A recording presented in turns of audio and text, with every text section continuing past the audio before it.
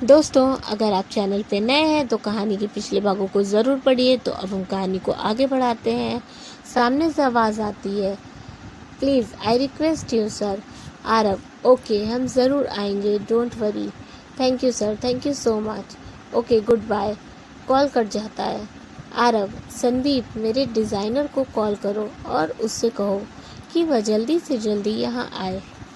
ये award function काफ़ी बड़ा और हाई फाई है। इसमें बड़े बड़े हाई प्रोफाइल बिजनेसमैन शामिल होने वाले हैं, इसीलिए इसके चर्चे हर जगह चल रहे हैं। सबको पता चल गया है कि इसमें आरव की कंपनी को भी इनवाइट किया गया है। आरव को उसके डैड का कॉल आता है। हेलो आरव, मैं बहुत खुश हूँ तुम्हारे लिए बेटा। देखना ये अवार्ड हमारी कंपनी को ही मिलेगा। आरव, आई विश कि ऐसा ही हो डैड। अविनाश, अच्छा ये लो अपने मॉम से बात करो, कब से तुमसे बात करने के लिए उतावली हुई जा रही। Aarti, hello Aarav, I am so happy बेटा। मैं इतनी खुश हूँ कि बता भी नहीं सकती। बस तू इस फंक्शन में उस माही को मत लेकर जाना। आरव, नहीं मॉम, मैं उसको लेकर नहीं जाऊंगा, डोंट वरी। आरती, ठीक है चल अब तू जा और शाम की तैयारी कर, रखती हूँ, बाय बेटा। Aarav, bye mom. तभी माही, जो आरव के पीछे खड़ी थी, सब सुन लेती है और बोलती है, मैं भी चलूँगी आपके साथ। आरव, क्या तुम मेरे साथ चल सकती हो? माही, क्यों आरव, तुम्हें पता भी है कि तुम क्या कह रही हो? तुम और उस फंक्शन में जाओगी? तुम जानती भी हो कि वहाँ कितने बड़े बड़े हाई प्रोफाइल लोग आएंगे, चारों तरफ मीडिया होगी, तुम मैनेज नहीं कर पाओगी। माही, मैं कुछ नहीं जानती, मैं भी चलूँगी। और वैसे भी उन्होंने मुझे भी इनवाइट किया है। आरव, तुम्हें कैसे पता? माही, जब आप फ़ोन पर बात कर रहे थे तो मैंने दूसरे फ़ोन से सब सुन लिया। आरव मन में सोचता है, क्या लड़की है, ये हमेशा 4 कदम आगे ही रहती है। एनीवे देखो, मैं तुम्हें अपने साथ नहीं ले जा सकता। तुमने अगर वहाँ मेरी बेइज्जती करा दी तो? माही, देखिए आप कोई बहाना नहीं बना सकते, आपको मुझे लेकर चलना पड़ेगा। आरव, अगर नहीं ले गया तो? माही मुस्कुराते हुए, तो फिर मैं आपको भी नहीं जाने दूंगी। आरव, ओ गॉड, ये लड़की मेरी लाइफ की सबसे बड़ी प्रॉब्लम है। अब इससे पीछा कैसे छुड़ाऊं? यह तो चिपक ही गई है। मैं इसे ऐसे कैसे ले जा सकता हूँ? वहाँ कुछ सोचना पड़ेगा। फिर वह कुछ देर सोचता है और तब उसे एक आइडिया आता है। अच्छा, तो तुम्हें मेरे साथ चलना है ना? तो ठीक है, मैं तुम्हें ले चलूँगा, पर मेरी एक शर्त है। माही, शर्त?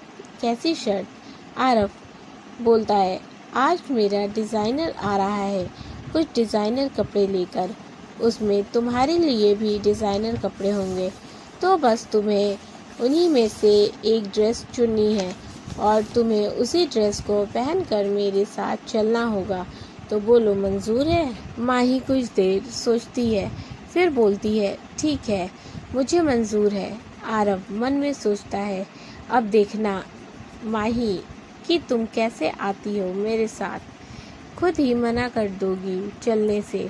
यह सोचकर वह मुस्कुरा देता है। माही सोचती है, पता नहीं इस खड़ूस ने अपने दिमाग में क्या खिचड़ी पकाई है, पर मैं भी माही मल्होत्रा हूँ, पीछे तो बिल्कुल भी नहीं हटूंगी, साथ में तो जाकर ही रहूंगी। वैसे भी मैं घर में पड़े पड़े बहुत बोर हो रही हूँ। कुछ देर में आरव अपने ऑफिस के लिए निकल जाता है। ऑफिस पहुंचकर वह अपने केबिन में जाता है, तभी उसके पीछे पीछे निशा पहुंच जाती है। Good morning sir.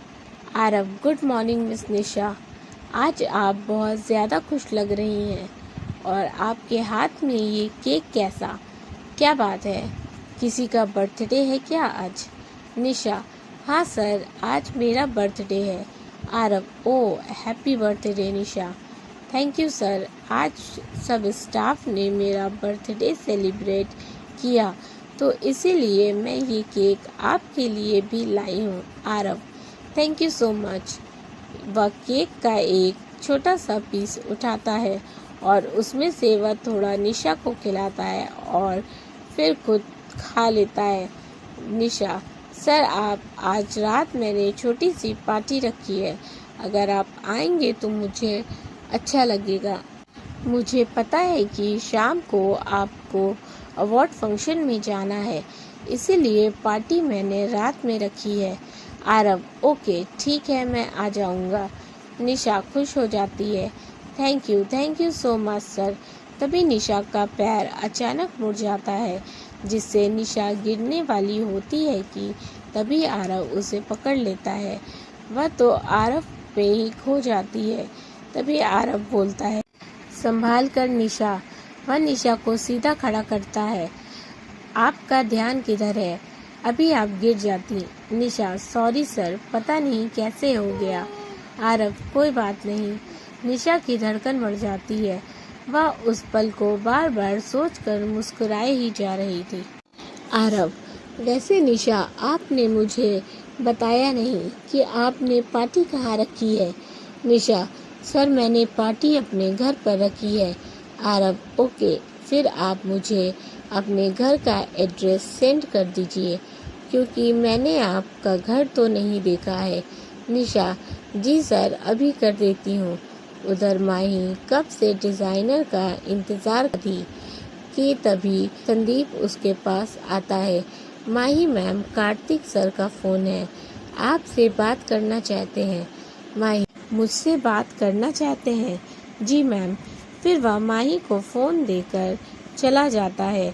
माही फ़ोन रिसीव करती है। तभी कार्तिक, हेलो माही भाभी, कैसी हैं आप? मैं ठीक हूँ, आप कैसे हैं? पूछिए मत भाभी, आज मैं इतना ज़्यादा खुश हूँ कि बस आपने जो मेरे लिए किया है ना, मैं कैसे आपसे थैंक्स कहूँ, मेरे पास तो शब्द ही नहीं है। प्लीज़ कार्तिक जी, ऐसा मत कहिए, ये तो आपका प्यार था अपने दादू के लिए जो जीत गया। सच में भाभी, आप बहुत स्वीट हैं। पता नहीं आरव कैसे आपको नहीं पहचान पाया। वैसे भाभी, आप मुझे कार्तिक जी मत बोलिए, सिर्फ कार्तिक बोलिए, मुझे ज़्यादा अच्छा लगेगा। ओके कार्तिक जी, सॉरी कार्तिक। यह कहकर माही हंसने लगती है, जिससे कार्तिक को भी हंसी आ जाती है। अच्छा भाभी, अभी रखता हूँ, जब वापस आऊँगा तो आपसे मिलकर बात करूँगा। माही, हाँ ज़रूर कार्तिक, मैं भी इंतज़ार करूँगी। आप अपने पूरे परिवार के साथ आइएगा और अपने दादू को भी साथ लाइएगा। जी भाभी, ज़रूर। फिर कार्तिक बाय बोलकर कॉल कट कर देता है। फिर थोड़ी देर बाद डिज़ाइनर भी आ जाता है। इधर आरव निशा से पूछता है, निशा, क्या आज मेरी कोई मीटिंग है? ज़रा चेक करके बताइए। निशा, सर आज तो आपकी कोई मीटिंग नहीं है। आरव, ओह, ये तो अच्छी बात है, आज मैं जल्दी घर जाऊंगा। थोड़ी देर बाद लंच टाइम हो जाता है। इसके बाद आरव जल्दी ऑफिस का सारा काम निपटाता है और फिर 3 बजे ही घर के लिए निकल जाता है। निशा बहुत ज़्यादा एक्साइटेड थी कि आज आरव सर उसके घर आएंगे। बहुत सारी तैयारियां करनी है, इसीलिए वह भी जल्दी अपना काम कर रही थी। इधर माही उस डिज़ाइनर को बैठने को बोलती है और उसके लिए चाय नाश्ता लगवाती है। वह डिज़ाइनर माही से पूछता है, आरव सर कहाँ है? दिखाई नहीं दे रहे। माही, ऑफिस गए हैं। वैसे आप कौन हैं? माही, जी मैं उनकी वाइफ मिसेस माही मल्होत्रा। वह मल्होत्रा बोलते बोलते रुक जाती है और अचानक से बोलती है, माहिरा कपूर। ओ, और मैं राघव सिन्हा, आरव सर का डिज़ाइनर। आपसे मिलकर खुशी हुई मिसेस कपूर। माही, जी मुझे भी मिस्टर सिन्हा। तभी आरव आ जाता है। अरे राघव, तुम आ गए। राघव, हेलो सर, मैं आपके और आपकी वाइफ के लिए डिज़ाइनर कपड़े लाया हूँ। आरव, अरे वाह, गुड, तो चलो सारे कपड़े माही को दिखाओ, तब तक मैं फ्रेश होकर आता हूँ। जी सर, श्योर। आइए मैम। माही मन में सोचती है, इस खड़ूस को क्या हो गया है, इतने प्यार से बात कर रहा है। पता नहीं कैसे कैसे कपड़े होंगे, पसंद आएंगे भी या नहीं, देखती हूँ। वह राघव के साथ जाती है। राघव अपने असिस्टेंट से बोलता है, ईशा मैम को सारे कपड़े दिखाओ। जी सर। देखिए मैम। माही जब उन कपड़ों को देखती है तो शॉक्ड हो जाती है। वह मन में सोचती है, यह तो बहुत ही ज़्यादा छोटी ड्रेसेस हैं, मैं इन्हें कैसे पहन सकती हूँ। तभी आरव वहाँ आ जाता है। माही को ऐसे शॉक्ड देखकर वह अंदर से बहुत खुश होता है। अब आएगा मज़ा। माही, तुम तो यह शॉर्ट ड्रेस पहनने से रही। वह माही के पास आता है और बोलता है, मेरी जान, कैसी लगी सारी ड्रेसेस। वह जानबूझकर माही को चिढ़ा रहा था। वह उन लोगों के सामने माही से बहुत प्यार से बात कर रहा था, क्योंकि वह माही से कितनी भी नफरत करता हो, लेकिन अकेले में उससे जितना भी झगड़ा कर ले, पर दूसरों के सामने वह उससे बहुत अच्छे से पेश आता था, क्योंकि दुनिया की नज़र में वह उसकी पत्नी है। इसीलिए वह उससे एक अच्छे पति की तरह बिहेव करता था। या वह नहीं चाहता था कि उन दोनों के खराब रिश्तों के बारे में किसी को भी पता चले। वह दूसरों के सामने कोई भी सीन क्रिएट नहीं करना चाहता था। अपनी पर्सनल लाइफ को पर्सनल ही रखना चाहता था। माही को तो उसकी बातें सुनकर इतना गुस्सा आ रहा था कि बस वह अपने गुस्से को कंट्रोल करते हुए प्यार से बोली, वैसे मिस्टर राघव, मुझे ये कपड़े कुछ खास पसंद नहीं आए। आप मेरे लिए कोई बढ़िया सा गाउन मंगवा दीजिए please. Raghav, why not ma'am, sure. अगर आपको ये ड्रेसेस पसंद नहीं आई तो मैं आपके लिए डिज़ाइनर गाउन मंगवा देता हूँ, आप उनमें से कुछ चूज़ कर लीजिएगा। तभी आरव बोला, नहीं, यह सारी ड्रेसेस बहुत अच्छी हैं। मैं चाहता हूँ कि मेरी ब्यूटीफुल वाइफ आज इन्हीं में से कुछ पहने। यह सुनकर तो माही का खून ही खौल उठा। खड़ूस कहीं का, लगता है मुझे ये कपड़े पहना कर ही रहेगा। माही उन दोनों के सामने उसे कुछ बोल भी नहीं पा रही थी। आरव उसे फोर्स करने लगता है। तब माही को मजबूरन उनमें से एक ब्लैक कलर की शॉर्ट ड्रेस निकालनी पड़ती है। उसका बिल्कुल भी मन नहीं था ऐसी ड्रेस पहनने का। आरव मुस्कुराते हुए बोलता है, अरे वाह माही, तुमने तो बहुत ही ब्यूटीफुल ड्रेस निकाली है, तो जाओ और जाकर जल्दी से रेडी हो जाओ। माही तो उसे खा जाने वाली नज़रों से देख रही थी, पर कुछ कर नहीं पा रही थी। कर भी कुछ सकती नहीं थी, क्योंकि डिज़ाइनर और उसकी असिस्टेंट सामने ही खड़े थे। ड्रेस लेकर चली जाती है। तब आरव बोलता है, चलो अब मुझे भी दिखाओ कि कौन कौन सी ड्रेस लाए हो, मैं भी उनमें से कुछ पसंद कर। जी श्योर।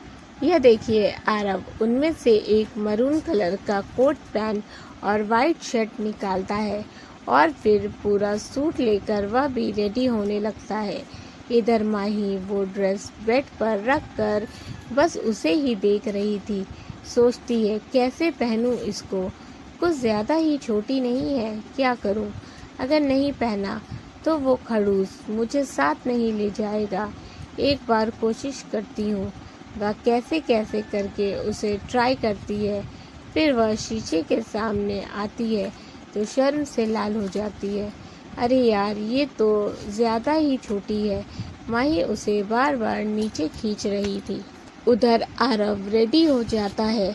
वह मरून कलर की कोट पैंट और वाइट शर्ट में एकदम हैंडसम लग रहा था।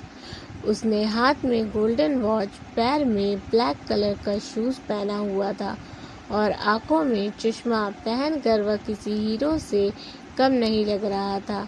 आरव तैयार होने के बाद माही के रूम की तरफ जाने लगता है और मन में सोचता है, आई एम श्योर माही ने वो ड्रेस नहीं पहनी होगी।